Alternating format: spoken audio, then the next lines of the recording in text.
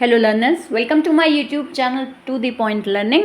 आज मैं आपके साथ क्लास 12 फिजिकल एजुकेशन में चैप्टर 1 का नेक्स्ट टॉपिक डिस्कस करने जा रही हूँ, जो कि है लीग और कॉम्बिनेशन टूर्नामेंट।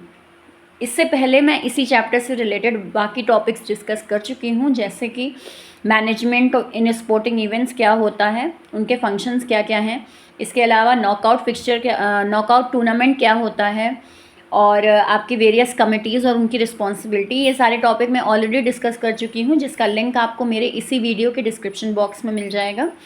साथ ही साथ आपके लीग फिक्सचर और नॉकआउट फिक्सचर कैसे बनने हैं उससे रिलेटेड भी मैंने वीडियोस बनाए हैं, जो कि आपकी एक सेपरेट प्लेलिस्ट में है, जिसमें फिक्सचर्स ऑफ नॉकआउट टूर्नामेंट के नाम से वो प्लेलिस्ट है। तो आप वो ज़रूर देखिएगा अगर आपको डिफरेंट टीम्स के फिक्सचर्स देखने हैं। बाकी इसके जस्ट बाद मैं एक वीडियो ज़रूर अपलोड करूँगी, जिसमें मैं आपको नॉकआउट टूर्नामेंट फिक्सचर कैसे बनता है और लीग फिक्सचर कैसे बनता है ये समझाऊंगी।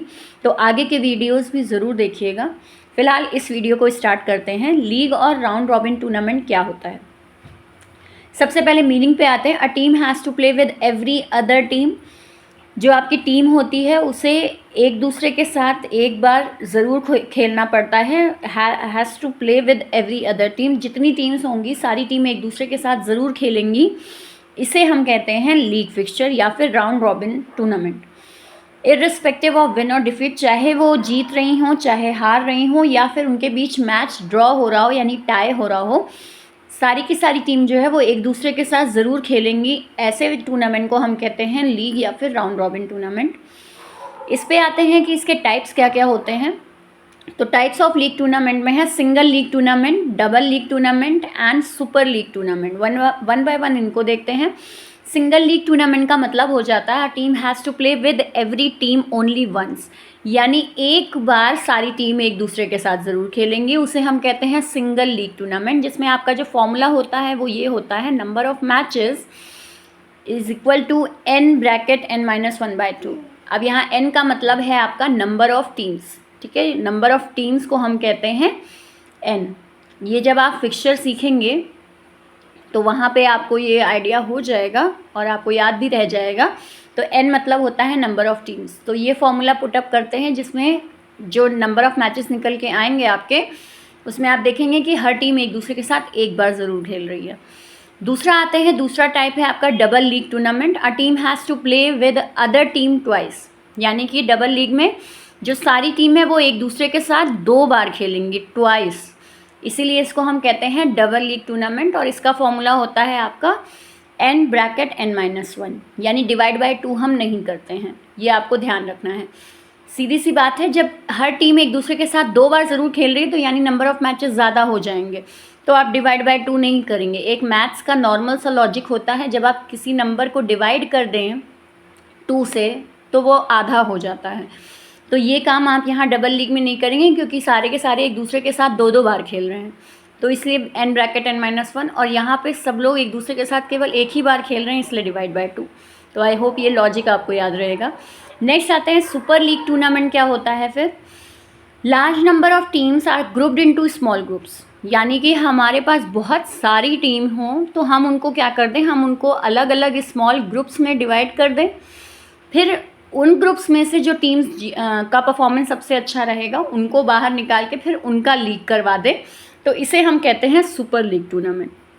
इसको आप इस तरीके से समझिए कि जैसे यहाँ पे दिखाया गया है कि हमने टीम्स को 4 ग्रुप में डिवाइड कर दिया। पहला ग्रुप 8 टीम्स का, सेकेंड ग्रुप 8 टीम्स का, थर्ड ग्रुप 7 टीम्स का और फोर्थ भी 7 टीम्स का। फॉर्मूला हमने क्या रखा है, फॉर्मूला हमने यही वाला रखा है, n ब्रैकेट n-1/2 का फॉर्मूला रखा है हमने, और उस हिसाब से वैल्यू पुट करके यानी नंबर ऑफ़ टीम्स को रख के हमने यहाँ नंबर ऑफ़ मैचेस निकाल लिए हैं। अब इन चारों ग्रुप में जो टीम्स का परफॉर्मेंस सबसे अच्छा है उनको हम बाहर निकाल लेंगे। उनमें से सपोज़ हमने यहाँ इस ग्रुप से 3 टीम निकाली, इसमें से 3 निकाली, यहाँ से भी 3 टीम्स निकाली और यहाँ से भी 3 टीम्स निकाली, यानी टोटल मिला के हमारे पास 12 टीम्स हो गई। हाँ, 12 टीम्स हो गई। अब ये 12 टीम्स का हम क्या कराएंगे, फिर से लीग करवा देंगे। तो इस तरह के हम मैच को कहते हैं सुपर लीग टूर्नामेंट। ये जनरली इसलिए होता है जब आपके टीम्स बहुत सारी हों, अदरवाइज़ हम या तो डबल लीग करवाते हैं या फिर सिंगल लीग। अगर बोर्ड के हिसाब से बोलूँ मैं तो बोर्ड में भी आपके मेनली इन 2 टाइप्स में ही फोकस किया जाता है। सुपर लीग से आज तक मैंने कोई क्वेश्चन नहीं देखा है बोर्ड में, बट स्टिल आपकी बुक में था, आपके कोर्स में है, तो इसलिए ये। इसके बाद आते हैं इनके मेरिट्स। अब मेरिट समझाने से पहले आपके दिमाग में एक क्वेश्चन होगा कि यहाँ टाइप्स ऑफ टूर्नामेंट में मैम ने स्टेयर केस और आपका जो दूसरा स्टेयर केस के अलावा एक साइक्लिक टूर्नामेंट, हाँ, ये 2 टूर्नामेंट के बारे में तो मैम ने बात ही नहीं की। तो समझिए, टाइप ऑफ लीग टूर्नामेंट आपके ये हैं, जो आपका स्टेयर केस और साइक्लिक जो मेथड है वो आपका टाइप ऑफ टूर्नामेंट नहीं है, वो आपका टाइप ऑफ फिक्सचर है। ठीक है, दोनों में अंतर है कि वो टाइप ऑफ फिक्सचर है। यानी अगर मुझे लीग का फिक्सचर बनाना होगा तो या तो मैं स्टेयरकेस से बनाऊंगी या साइक्लिक से बनाऊंगी, ठीक है।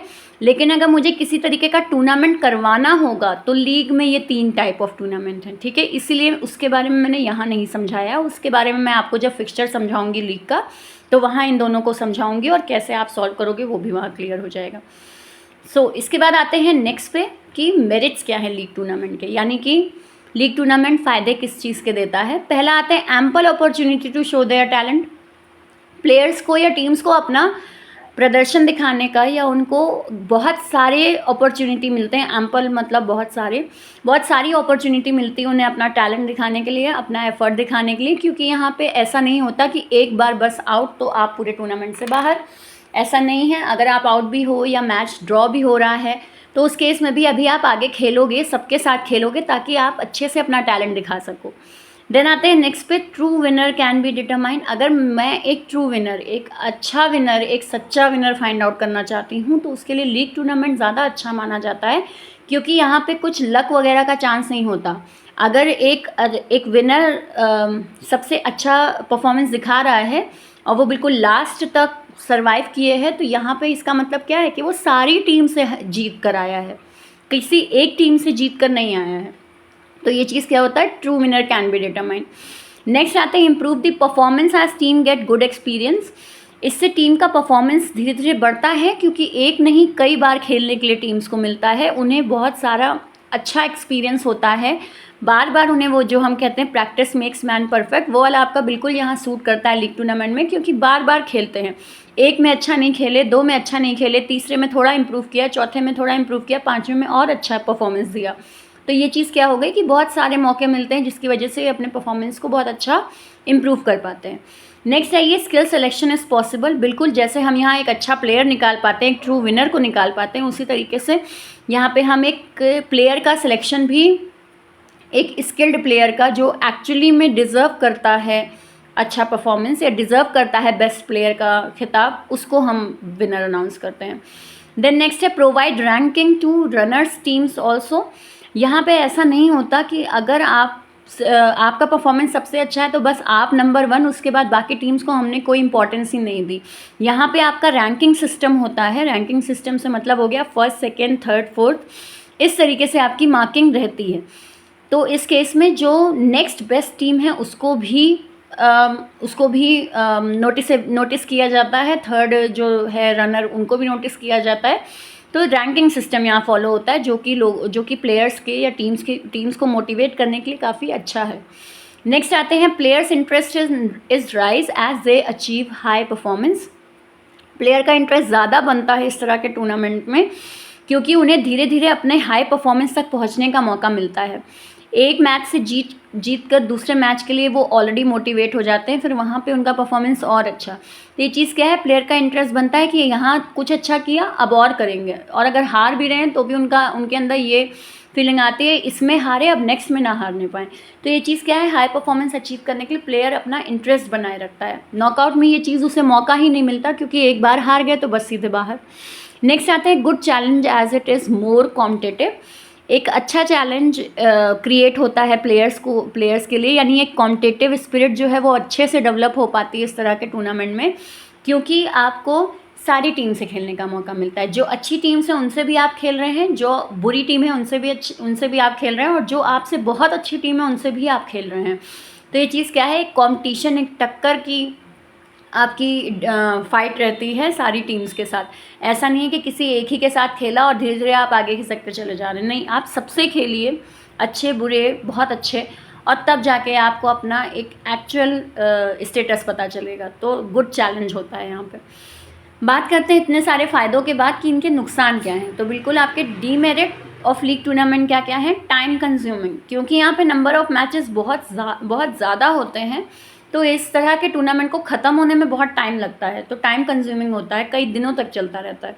देन आइए, large arrangement have to be made, जितने दिन चलेगा उतना ही ज़्यादा अरेंजमेंट भी करने पड़ेंगे, जैसे प्ले फील्ड को मेंटेन रखना, प्लेयर्स को मेंटेन रखना, फाइनेंस इकट्ठा करना, ऑफिशियल्स का ध्यान रखना, ये सारी चीज़ें भी आपके पास, काम भी बहुत सारा बढ़ जाता है इस तरह के टूर्नामेंट को करवाने के लिए। Then less interest of spectators, audience का इंटरेस्ट यहाँ कम रहता है, as particular teams play many times, क्योंकि वो एक ही टीम को कई बार खेलते हुए देखते हैं, तो ऑडियंस के लिए ये एक बोरियत वाली बात हो जाती है कि अभी तो कल भी इनका मैच देखा था हमने, अब आज भी यही खेल रहे हैं। तो ये चीज़ क्या है कि थोड़ा देखा जाता है कि ऑडियंस में उतना ऑडियंस को कांटे की टक्कर ज़्यादा पसंद आती है, जो आपको नॉकआउट में मिलती है कि एक बार खेला, अब खेला तो सीधे बाहर, वो वाला इंटरेस्ट यहाँ गायब रहता है। इसीलिए स्पेक्टेटर्स ज़्यादा एंथुजियास्टिक नहीं रहते इस तरह के मैच को देखने के लिए। देन आते हैं demoralizes weak teams as they have to face repeated loss. जो आपकी वीक टीम्स है उन्हें मोटिवेशन की जगह क्या हो जाता है, वो डीमोरलाइज हो जाते हैं और ज़्यादा हताश हो जाते हैं, क्योंकि उन्हें एक बार नहीं हारना होता है, उन्हें कई बार हारने का एक फेस करना पड़ता है सिचुएशन की एक बार हारे, दो बार हारे, सबसे हार रहे हैं।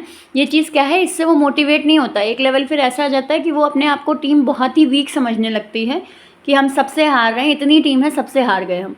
तो ये चीज़ क्या है, ये कई बार आपकी वीक टीम्स को बहुत ज़्यादा ही हताश कर देती है। देन आते हैं नेक्स्ट पे, more expensive due to large number of matches. आपका जो टूर्नामेंट है वो ज़्यादा, इस तरह का टूर्नामेंट ज़्यादा एक्सपेंसिव होता है, हमें ज़्यादा पैसा खर्च करना पड़ता है इस तरह के टूर्नामेंट को कंडक्ट करवाने के लिए। क्यों? क्योंकि इसमें आपके नंबर ऑफ मैचेस बहुत सारे होते हैं, और जब तक सारे मैचेस हो रहे हैं तब तक सारे प्लेयर वहाँ मेंटेन हैं, सारी टीम्स हैं वहाँ पे, सारा पूरा आपको काम वाम वैसे ही करना है, और उन सारी चीज़ों को मेंटेन करने के लिए आपको पैसा भी ज़्यादा चाहिए, सो एक्सपेंसिव भी ज़्यादा होता है। सो ये मेरिट और डीमेरिट आपके ख़त्म हुए लीग टूर्नामेंट के। एक छोटा सा टॉपिक और भी है आपका, तीसरा एक टाइप ऑफ टूर्नामेंट जो आपके कोर्स में नया ऐड ऑन हुआ है, वो है कॉम्बिनेशन टूर्नामेंट। ज़्यादा कुछ इसमें नहीं है समझाने के लिए। कॉम्बिनेशन टूर्नामेंट का मतलब हो जाता है हैज़ टू क्लियर 2 स्टेजेस। यहाँ पे जो टूर्नामेंट होता है, यहाँ पे जो प्लेयर्स हैं उनको 2 फेजेस या 2 स्टेजेस को पूरा करना पड़ता है, यानी कि नॉकआउट भी खेलेंगे और लीग भी खेलेंगे। इस तरह के टूर्नामेंट को हम कॉम्बिनेशन टूर्नामेंट कहते हैं। सिंपल लैंग्वेज में कहें तो नॉकआउट और लीग टूर्नामेंट को मिला के एक टूर्नामेंट तैयार हो तो उसे हम कॉम्बिनेशन टूर्नामेंट कहते हैं। This type of tournament are preferred in various preferred where large number of teams. जहाँ पे टीम्स बहुत सारी हैं वहाँ पे जनरली आपका इस तरह का कॉम्बिनेशन टूर्नामेंट करवाया जाता है, ठीक, जिसमें आपके अलग अलग रीजन या अलग अलग जोन्स के प्लेयर्स हैं या टीम्स हैं, तो उनके बीच कॉम्बिनेशन टूर्नामेंट ज़्यादा अच्छा माना जाता है। कि एक शहर है, वहाँ पे सारे प्लेयर्स के बीच पहले लीग करवा दो, फिर उनमें से परफॉर्मेंस जिनका सबसे अच्छा रहा है उन टीम्स को ले आओ, और फिर बाकी स्टेट वालों के साथ उनका नॉकआउट करवा दो। तो इस तरीके का आपका टूर्नामेंट कॉम्बिनेशन टूर्नामेंट कहलाता है।